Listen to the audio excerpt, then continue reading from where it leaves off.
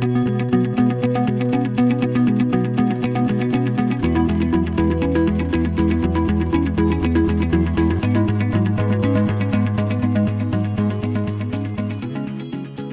to Let's Talk Portsmouth, a new communications enterprise developed by the City of Portsmouth's Marketing and Communications Division. If you're interested in Portsmouth news and information, public concerns, and other relevant topics that could impact your life, Let's Talk Portsmouth is the podcast for you.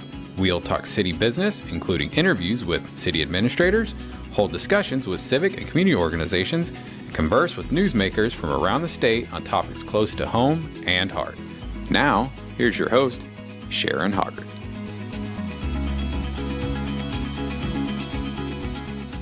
Welcome to another issue of Let's Talk Portsmouth. The podcast is all about the historic city of Portsmouth, Virginia, and its connections to Hampton Roads, the Commonwealth of Virginia, and to the good old US of A.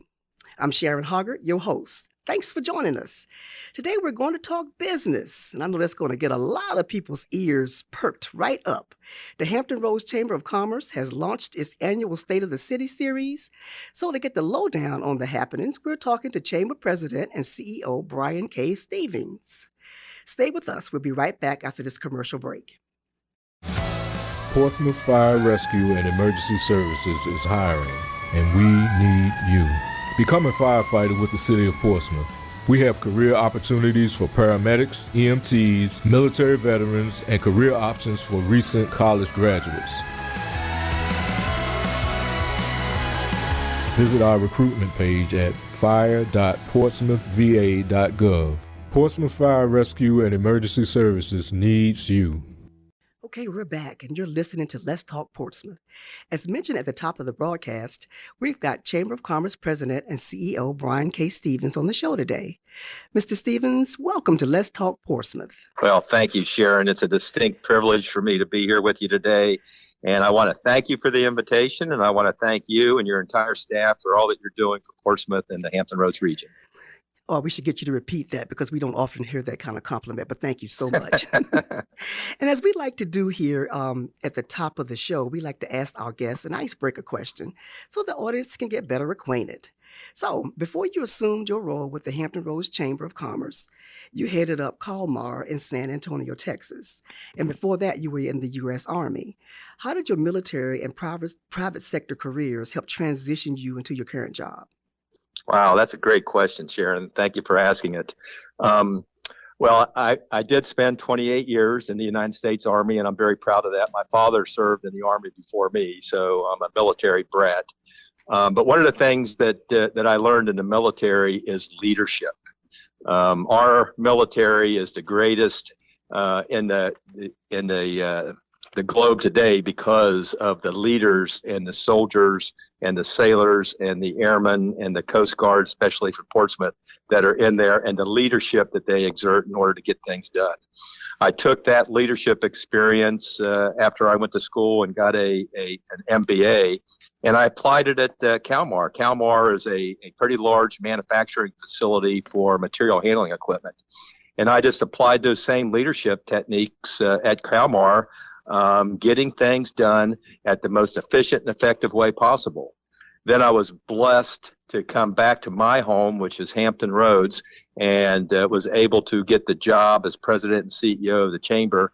And again, any success we have in the chamber is because of the leadership that we have here within the chamber. I've surrounded myself with some very competent people, some great leaders who know how to get things done very efficiently and very effectively for the business community of Hampton Roads. Bryan, how long have you headed up the Hampton Roads Chamber? About 7 years now. Okay. Then there are chambers of commerce all around the country. Tell our audience the purpose and function of the Hampton Roads Chamber of Commerce. Yeah, another great question because a lot of people just don't know. And Sharon, there's about 7,000 chambers throughout the United States. There's about 70 chambers here in the Commonwealth of Virginia. But my definition of what chambers do, at least this chamber, is we set the conditions for businesses to be a success. And when you think about that definition or that mission, if you will, it's all about ensuring that businesses have everything they need so that they can be a success, so that they can produce their product or service without being encumbered with bureaucracy and regulations and policies, low taxation. They have the infrastructure there to support them, whether it's transportation, broadband, whatever it is they need. They have access to capital. They have a pro-business environment at the local, state, and federal level, because we have pro-business legislators at those three levels. So it's all about that. It's all about ensuring that businesses have everything they need so that they can thrive right here in Hampton Roads. Now, I've been in this area for a long time, and I thought I remembered that one time each city had its own chamber. So is my memory correct? And if it's not, so how long has the Hampton Roads Chamber been around? Well, our beginnings, if you will, believe it or not, Sharon, was in 1801. We are the third largest chamber in the nation. I think a New York chamber and maybe a Boston chamber were established before us, but Norfolk Chamber of Commerce was established in 1801. And you're exactly right. Up until 1984, every city in the region had its own chamber. In 1984, some very smart business leaders and elected leaders came together, and they said, you know what, we'd be a lot more powerful in getting things done if we were to merge these chambers into one large chamber. So in 1984, that happened. The Hampton Roads Chamber was established, and we've been running as a regional chamber ever since. Who and what kinds of organizations can become members of the Chamber of Commerce? I know it's more than just business. Yeah, absolutely. We're very pro-business, as you know, and we're out for helping businesses, but it's also about the community. So we have a lot of nonprofits as members of the chamber. We have a lot of educational institutions. We have several municipalities that are members of the chamber, because again, our mission expands beyond establishing that pro-business environment in the region. It also segues into quality of life issues. The thought being, Sharon, that if the residents of a region experience a high quality of life, if the taxes are low, if they have good school systems, if there's job opportunities, if there's parks and trails and recreation, if there's a good high quality of life, then they're going to stay here, going to get a job here, going to raise their families here, and businesses are going to thrive here. So we have all kinds of membership. We're a membership-based organization, from small businesses to large businesses to nonprofits. We even have individuals. If you're an individual out there and you want to join the chamber just to have access to all of the opportunities that we provide, we'll shape a membership for that as well. Okay. Your tagline, the Hampton Roads Chamber, means business. What does that mean? What does that really mean? Yeah, it means we're unapologetically pro-business. I mean, my staff always gets upset with me because I use an analogy that'll give you a short version of it. If somebody has a relative that's afflicted with Alzheimer's, and they see that individual deteriorates and eventually passes away with Alzheimer's, and they're passionate about finding a cure for Alzheimer's and ensuring that those afflicted with Alzheimer's have good health care, they may join the United States Alzheimer's Association, which means they're giving money, they're giving their treasure to an organization, and they expect something in return. Right? They expect that organization to provide, to research, try to find cures, try to ensure that there's good health care, all of that. Well, that's no different for us. We are a business organization representing businesses. So when people give us their hard-earned money, they expect something in return. And that's why we're unapologetic about what we do. And we work for those who pay us money to be a member of the chamber. And so we are very pro-business. We're very aggressive about it. And quite frankly, and I'm not saying this really to be boastful, but we're pretty doggone good at what we do. Sharon, I mentioned to you that there are over 7,000 chambers in the United States. The U.S. Chamber of Commerce sets the metrics for those chambers. In other words, these are the things that chambers should do in order to ensure that their membership is being provided for, the services and products, etc. They have an accreditation system, 1 through 5. 5 is the highest accreditation. Now, those 7,000 chambers throughout the United States can voluntarily subject themselves to be evaluated by the U.S. Chamber and subsequently accredited at a certain level. Mm-hmm. We have done that for 6 years straight now, and we have achieved a 5-star accreditation, which is the highest accreditation of the U.S. Chamber. That means that we're in the top 1% of all chambers from an operational perspective, because there's less than 100 chambers out of those 7,000 who have a 5-star accreditation. So we're pretty good at what we do. That's very impressive, Ryan. I didn't realize that. That's kind of cool. 5-star rating, 5-star rating. Wonderful. Mm-hmm. Now, we're going to talk about the state of the city, but before we do that, I wanted to ask you, besides that event, that series, what other events does the Chamber host for its members? Oh, we hold a lot, Sharon. We do over 100 events a year. Over 100 events. I've got an event staff that just knock your socks off. I mean, they are just really good at putting on events. We do events like Valor Awards, where we recognize first responders. We do Small Business of the Year.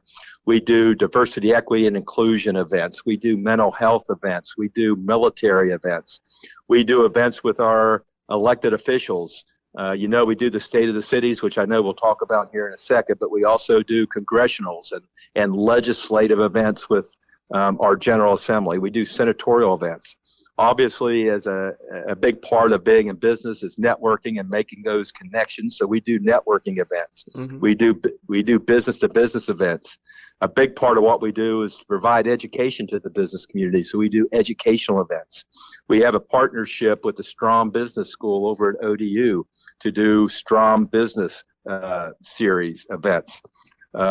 We do a State of the Region, which is a big event in the fall that we do every year, where we get some economists from ODU to brief us on the state of our region from an economic perspective.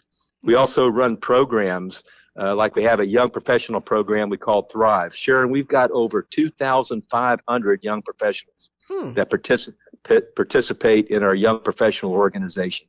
Again, giving them a little bit of a head start on their careers and giving them an ability to network and to learn. And it's a fabulous organization.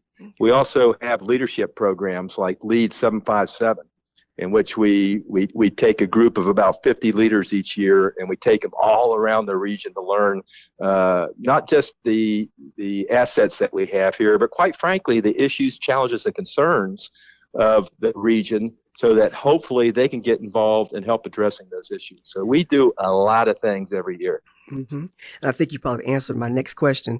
You've already connected the dots on how these events benefit chamber members. Did you want to add anything else? I know it's a networking and learning opportunity. You want to add anything else? Yeah, it's all about, my mind, it's all about connections. Business is an in-person industry, right? I mean, you've got to get out there and you got to meet people, and you've got to network, you've got to build that social capital. So it's about making those connections. It's about getting information. I mean, we want business leaders to make informed decisions. So whether it's during the pandemic and we were providing information on the federal and state resources that are available to businesses, or whether it's just routine financial issues, insurance issues, the latest changes in our laws, we provide information to the business community. And for those people that like to attend our events, we give them access. I mean, there's not often if you can attend an event and you can meet a United States senator. Mm-hmm. We have senatorial events every year. We have congressional events. We have events with our General Assembly members. So it's an opportunity for you to have access to our elected officials. So it's all of those things that businesses can take advantage of if they're a member of the chamber. Mm-hmm. The Chamber has embraced the diversity, equity, and inclusion theme and provides a DE&I webpage for its members. What kind of resources will people find who are interested in this topic? Yeah, this is something that we really got into a few years ago. And then with the murder of George Floyd, we kicked it into overdrive because we realized that we have systemic both conscious and unconscious biases and racism right here in Hampton Roads. I mean, it is real. And So what we wanted to do is we wanted to tackle those issues because we believe everybody in the business community should have an equal opportunity to be a success based on their performance and potential and not their skin color or who they love or what gender they are or how old they are, etc. And so we're tackling those issues. And the first thing we're trying to do is just make people aware. Most people aren't even aware that maybe unconsciously they have biases because we all do. Mm-hmm. But if you're aware of those biases, then you can start controlling them. And so that's the first thing. And then it's providing business community with best practices. How do you really address DE&I in your organization? And what we say is it starts from the top. If you're leader of that organization, I don't care if it's a small business or a large business, if the leader believes in diversity, equity, and inclusion, and that is a business enabler in the year of our Lord 2022, and that it will happen. And it needs to be more than a program. It needs to be part of the organization's culture. It needs to be part of their DNA, mm-hmm. that everyone in the organization is valued, regardless, again, of their skin color, who they love, how old they are, what gender they are. And they are value added to the organization, and together they are stronger and not weaker. And so it's providing that awareness, providing best practices, helping companies develop that awareness and best practices so that they can be a better company, because we truly believe, in fact, we've got plenty of data to substantiate it, that companies that are very diverse and have equity through and inclusion throughout their organization perform better. Their bottom line is better. Mm. There is data to support that. So we've got to overcome these biases. We've got to ensure that we have diversity, equity, and inclusion in the business community and throughout the region. What a wonderful response to that question. Bryan, stay on the line with us.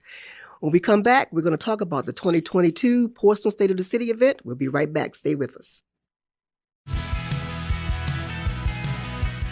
Are you considering a career in law enforcement?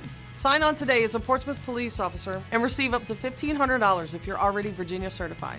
We offer a $1,000 allowance for a bachelor's degree and a $500 allowance for an associate's degree on top of your base pay. Officers can also earn additional income on time spent in court and at community events. Visit our website at portsmouthpd.us for more information on how to apply.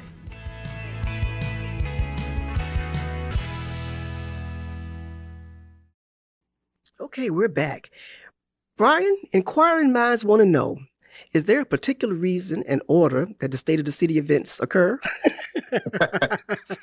Well, that's an easy question, because the short answer is it's entirely up to the mayor. Okay. We provide State of the City events for all the cities, but the scheduling of them is quite frankly up to the mayor and the mayor's staff. So the batting order, if you will, changes up every year. But we work with the mayor and the mayor's staff to solidify a date. And again, it's entirely up to them. We will work with the city staff to ensure that we accommodate the mayor's schedule. Okay. Now, this is a question that's not on our list, but I just want to ask you. You can tell us. It's just us in the room here. Which one of these State of the City events do you like the best? Sharon, unequivocally, it's the great city of Portsmouth. We just love it. In fact, my office is in Norfolk, and I'm in the World Trade Center, and I'm sitting there in my office now looking across the river at the great city of Portsmouth, and the Renaissance Hotel, and the hospital over there, and the Coast Guard headquarters, and it's just a beautiful city. It's got so many things going for it, and so we are excited every year. In fact, a lot of us will take the ferry across to the State of the City, and we really enjoy listening to what's going on in the city from the mayor and putting this event on. So it's a fabulous event. We really enjoy it. Okay. And then, Bryan, I want to ask you something off script too. You had mentioned this earlier, that the Chamber is interested in the quality of life in these cities in Hampton Roads. So do you believe that a part of the mayor's presentation for the State of the City event should include quality of life content? Oh, I think it should. I mean, I think the purpose is for the mayor to really celebrate his city. And I think part of the things that makes all of our cities so great is the quality of life and the assets that each city has. And so I would hope that each mayor would highlight some of the great quality of life things that are going on, whether it's event, whether it's parks, recreation, schools, whatever it is. I mean, it's what makes us a community, right? It's what makes each city unique and great is the quality of life that they have. And so I would hope that they would. Okay. For people, again, we have no input into what the mayor says. We put on the event for them. We do all the logistics and admin and all that kind of stuff. But the mayor walks in there with his speech, and quite frankly, we don't know what he's going to say until it comes out of his mouth. Understood. For people who've never attended the Chamber State of the City event, what can they expect? Well, they could expect, first of all, some great networking. I mean, I don't remember exactly the number we have over in Portsmouth that we're always sold out, but it's probably somewhere around 650, 700 people in the Renaissance Hotel. And if you could imagine, who's who in Portsmouth is going to be there. Who's who in the region is going to be there. And so it's a great opportunity to come and network, bring a stack of your business cards if you want, because you're going to meet some people that can possibly help you in your business. You're also going to hear firsthand from your mayor. And by the way, Portsmouth has a great mayor in Shannon Glover. You got a great city manager as well. And we're really pleased to be able to work with them in a lot of different areas. But you're going to hear firsthand from the mayor. And he's going to, I hope, highlight all the projects that are underway. I'm sure Mayor Glover will talk about the Rivers Casino and some of the other redevelopment and development projects that are going on over there. So things you may not hear just by reading the newspaper or listening to the news, kind of gives you an inside view of what's going on in Portsmouth. So it's getting that information, it's networking, and quite frankly, it's having a good time. I mean, we want these to be fun as well. So come to the Portsmouth State of the City, network, learn what's going on, and celebrate the great things that are going on in Portsmouth. So what's the lineup and dates for the State of the City events for 2022? Sure. Virginia Beach is first. It's in about 2 weeks. It's on March 16th. Chesapeake is on March 24th. And by the way, the Virginia Beach is at the Virginia Beach Convention Center. We usually have around 1,200 to 1,500 people come to that one. Chesapeake is on March 24th at the Chesapeake Conference Center. We usually have about 750 to 900 at that. Norfolk is on the April 7th. It's going to be at the Hilton Main in Norfolk. And we usually have around 1,200 to 1,300 come to that. Portsmouth is on April 13th at the Renaissance, and usually around 650, 700 come to that. And then Suffolk is on May 24th, and it's at the Hilton Garden Inn, and we have about 450 to 500 come to that. So they're big events, they're fun events, and we think there's a lot of value added if you want to attend. Brian, how can people buy tickets for any of the State of the City events? The easiest way is just go to our website, www.hrchamber.com. and click on events, and that should take you to a listing of events. You click on that event, and I think you'll find there's a way you can register right online. That's probably the quickest way to do it. Or if you'd rather, you could just call the Hampton Roads Chamber. We've got a staff here that can do the registration for you. Okay. So Brian, tell us where people can get more information about the Chamber, the State of the City, and other programs and services offered. Yeah, again, I would say, Sharon, go to our website would be the easiest way. The other way, quite frankly, is to come and see us. Like I said, we're on the 8th floor of the World Trade Center, right across the river from you, and we welcome visitors. Just come on in. You'll be welcomed. You'll be given a cup of coffee, and there's plenty of staff. We can sit down and tell you about the chamber and tell you about all the great and exciting things that we can do for you. Okay. All righty. Well, we're almost out of time for this issue, but stay with us. We'll be right back after this message. Life had a remote control. You could pause or rewind. Well, life doesn't always give you time to change the outcome, but prediabetes does. Take the 1-minute risk test today at doihaveprediabetes.org. Brought to you by the Ad Council and its prediabetes awareness partners. All right. Brian Stevens, President and CEO for the Hampton Roads Chamber of Commerce. Once again, thanks for taking time out of your schedule to join us on this issue of Let's Talk Portsmouth. Any last thoughts you'd like to leave with our audience? Well, yeah, I think that the residents in Portsmouth and those that do business in Portsmouth really need to understand how great a city that Portsmouth is. I mean, it's one of the oldest cities in the Commonwealth. I think it's the oldest city in the region. So there's just a wonderful history of Portsmouth. You've got the Coast Guard over there. You've got the Navy Regional Medical Center there that provides such valuable healthcare services to our military and military family members and veterans. You have the River Casino coming in. You've got some redevelopment going on. You've got High Street, which is just an amazing street to go and just walk down and pop into a restaurant or a shop. And also, you're going to be home of wind energy here very soon. I know that we haven't talked about that, but there's a lot of economic opportunities there for the great city of Portsmouth. And so we celebrate Portsmouth every day, and we're very proud that Portsmouth is at the center of the Hampton Roads region. Again, thank you so much for saying that, and thank you for being with us. All right, folks, this is another wrap for us for Let's Talk Portsmouth. Thank you for being with us today. And here's your inspirational thought. George Patton once said, "Courage is fear holding on a minute longer." Be bold, my friends. We're out of here.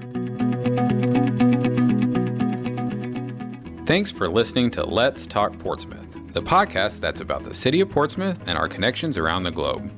Listen and download our next episode for more news you can use and information that may just change your perspective. Find our podcast where you find quality podcasts, the Podbean app, Spotify, and Amazon Music Audible. Until next time, take care.